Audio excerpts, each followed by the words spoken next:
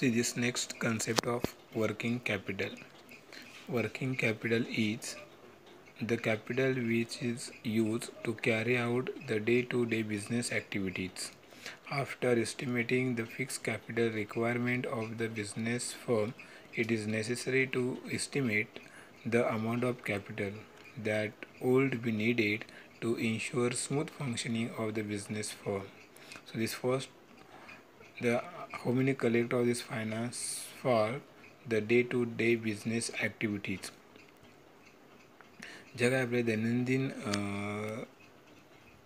लागणाऱ्या वस्तू आहे त्यासाठी जो काही खर्च लागणार आहे त्यासाठी जो काही पैसा आपण उभा करणार त्यालाच वर्किंग कॅपिटल किंवा स्थिर भांडवल असं म्हटलं जातं की त्याच्यावरच आपला व्यवसाय सुरळीतपणे चालू असतो. म्हणजे एकदा का आपण फिक्स कॅपिटल आपल्याला किती लागणार आहे किंवा फिक्स कॅपिटलचं आपण प्रमाण एकदा निश्चित केलं की त्यासाठी आपण ज्या काही प्रॉपर्टी आहेत, मग ते प्लांट असेल, मशिनरी असेल, लँड असेल, फर्निचर असेल, फिक्चर्स असेल, यांची एकदा का उपलब्ध करून घेतली आपण की त्यानंतरला दैनंदिन आवश्यकता आहे त्या आवश्यकतेसाठी जो काही पैसा आपण जमा करणार त्यालाच काय म्हणायचं आहे, वर्किंग कॅपिटल किंवा खेळते भांडवल असं म्हटलं जातं.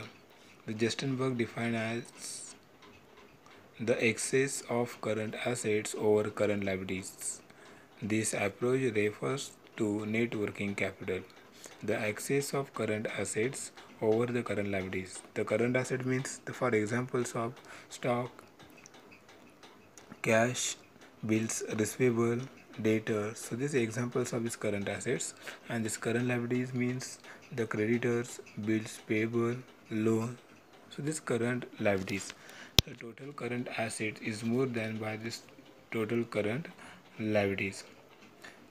खेळते भांडवल कशाला म्हणजे जस्टनबर्ग यांनी म्हटलेलं आहे की जी काही चालू मालमत्ता आहे त्या चालू मालमत्तेचं हे चालू दायित्वावरील अधिक्य म्हणजेच खेळते भांडवल आहे. म्हणजेच खेळते जी काय आपली चालू मालमत्ता असणार आहे, मग त्या चालू मालमत्ता ही चालू दायित्व म्हणजे जे काय आपलं देणं आहे त्याच्यापेक्षा आपल्याकडे असणारी जी काही चालू मालमत्ता आहे ती जास्त असणं फार गरजेचं आहे. Next concept, factors affecting working capital requirement. या खेळत्या भांडवलावरती परिणाम करणारे जे काही घटक आहेत ते पाहूयात. नंबर 1, नेचर ऑफ बिझनेस, व्यवसायाचं स्वरूप. The firm engage in manufacturing it's essentials products of daily consumptions would need relatively less working capital as there would be constant and sufficient cash inflow in the firm to take care of liabilities. Likewise, public utility concerns have to mention small working capital because of continuous flow of cash from their customers. So this when of this production, the produce of this production by daily consumptions of. आपण जर दैनंदिन ज्या उपयोगी वस्तू आहेत त्या दैनंदिन उपयोगाच्या ज्या वस्तूंचं आपण उत्पादन करत असू तर त्यासाठी आपल्याला खेळत्या भांडवलाचं जे प्रमाण आहे ते आपल्याला जास्त काही लागणार आवश्यक नाही. कारण सातत्याने आपण त्या दैनंदिन उपयोगाच्या वस्तू असल्यामुळे आपण सातत्याने त्याचं उत्पादन करून त्या विकून त्यातून आपण जो काही पैसा आहे म्हणजे दैनंदिन गरजेसाठी जो काही लागणारा जो भांडवल आहे तो आपण त्यातून जमा करू शकतो. The next points of size of business, व्यवसायाचं आकारमान. The size of business also affect the requirements of working capital. A firm with large scale operation will require more working capital. So this business is large, so this large of this collect of this large of capital. व्यवसायाचा आकार जसं मोठा असेल तर साहजिकच त्यासाठी लागणारं भांडवल सुद्धा कसं असणार आहे, जास्त असणार आहे. Next one of this, volume of sales. This is the most important factors affecting size of working capital.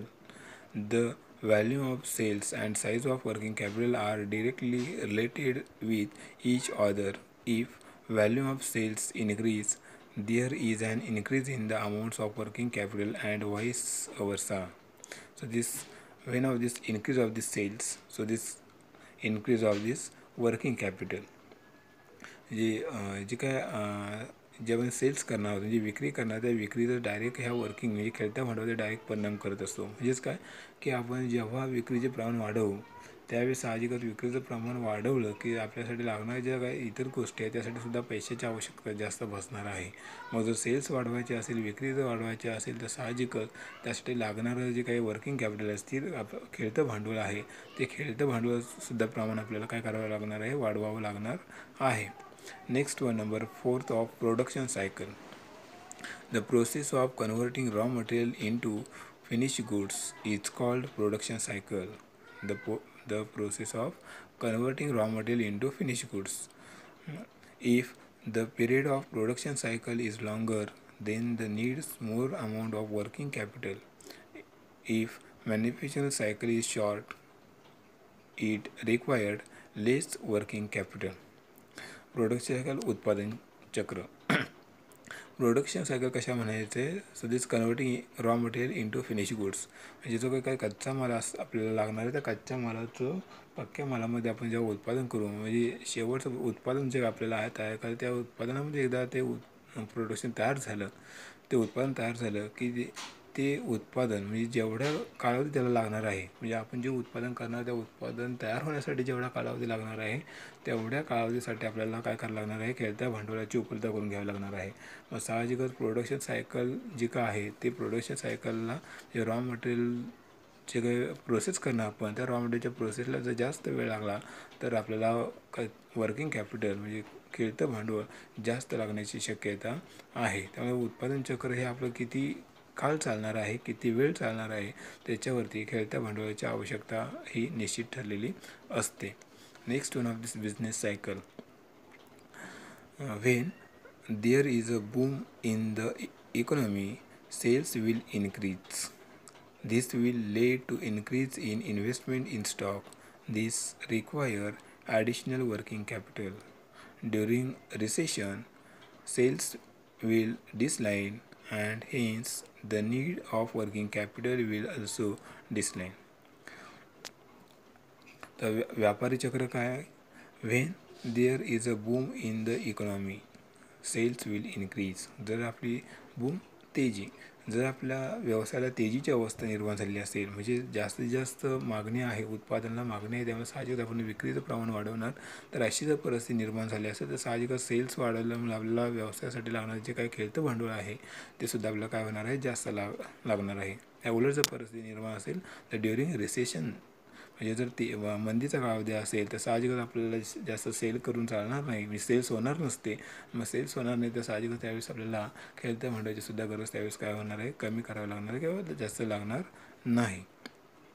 Next one, number 6, terms of purchase and cells.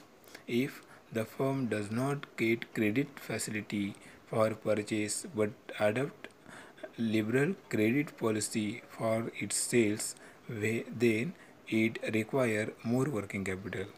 On the other hand, if credit terms of purchase are favorable and terms of credit sales are less liberal, then requirements of cash will be less. Thus working capital requirements will be reduced.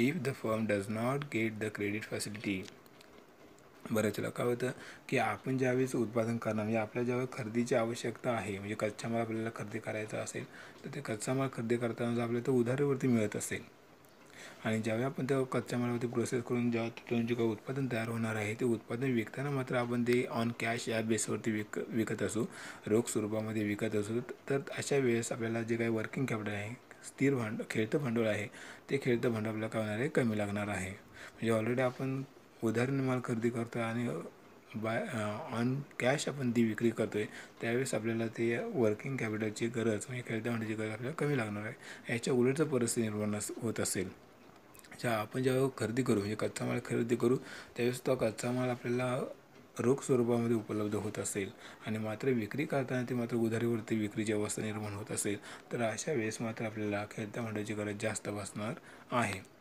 Next one, number 7, credit control. Credit control includes the factors such as volume of credit sales, the terms of credit sales, the collection policy, etc. If credit control policy is sound, it is possible for the company to improve its cash flow If credit policy is liberal, it creates a problem of collection of funds. It can increase possibility of bad debts. Therefore, a firm require more working capital. The firm make cash sales require less working capital. Credit control उधारीचे धोरण. So this credit control includes the factors such as value of credit sales.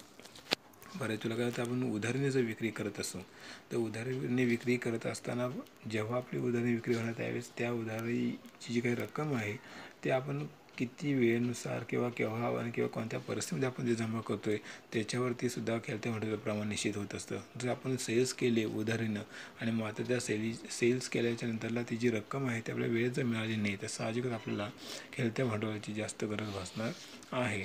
The firm making cash sales require less working capital. मात्र हीच cells आपण जर कॅशमध्ये केली, रोख स्वरूपामध्ये केली तर आपल्याला वर्किंग कॅपिटल म्हणजे खेळत्या भांडवलाची गरज जास्त भासणार नाही. Next one number 8, growth and expansion. The working capital requirement of a firm will increase with growth of a firm. A growing company needs funds continuously to support large scale operation. The working capital requirements of a firm will increase with growth of a firm. जर आपण आपल्या व्यवसायाचं ही व्यवसायामध्ये जे काय आपण उत्पादन करणार आहोत ते उत्पादनामध्ये अचानक आपल्याला वाढ करायची असेल तर साहजिकच त्यासाठी लागणारे जे खेळतं भांडवल ते तुम्हाला काय होणार आहे, जास्त गरज भासणार आहे. A growing company need funds continuously to support large scale operation. आणि हे व्यवसाय हे सतत सातत्याने आपण वाढ करणार त्यासाठी सातत्याने पैशाची उपलब्ध करून घ्यावी लागणार आहे. या सगळ्या कारणासाठी आपल्याला जास्त भांडवलाची म्हणजे जास्त खेळत्या भांडवलाची गरज भासणार आहे. Next one number 9, management ability. The requirements of working capital is reduced if there is proper coordination between production and distributions of goods. A firm stocking on heavy inventory calls for higher level for working capital. So this proper coordination between the production and distributions of goods. Production and distributions goods आपण जे काही उत्पादन विभाग आहे आणि त्याचबरोबर जो काही डिस्ट्रीब्युशन म्हणजे जो काही विक्री विभाग आहे दोघांमध्ये जर चांगल्या प्रकारचं कोऑर्डिनेशन असेल, समन्वय असेल तर योग्य प्रकारे आपण ते उत्पादन तयार करून ते योग्य वेळेमध्ये आपण काय करू शकतो, त्याची विक्री करू शकतो आहे. मग अशी जर परिस्थिती निर्माण होत असेल तर त्यावेळेस आपल्याला खेळत्या भांडवलाची गरज जास्त भासणार नाही. जर मात्र याच्या उलट झालं म्हणजे कोऑर्डिनेट नसेल, या दोघांमध्ये समन्वय नसेल, मात्र आपण उत्पादन करत गेलो आणि विक्री होत नसेल तर मात्र आपल्याला त्यावेळेस वेगळी परिस्थिती निर्माण होण्याची शक्यता असते. And last one number 10, external factors. बाह्य घटक.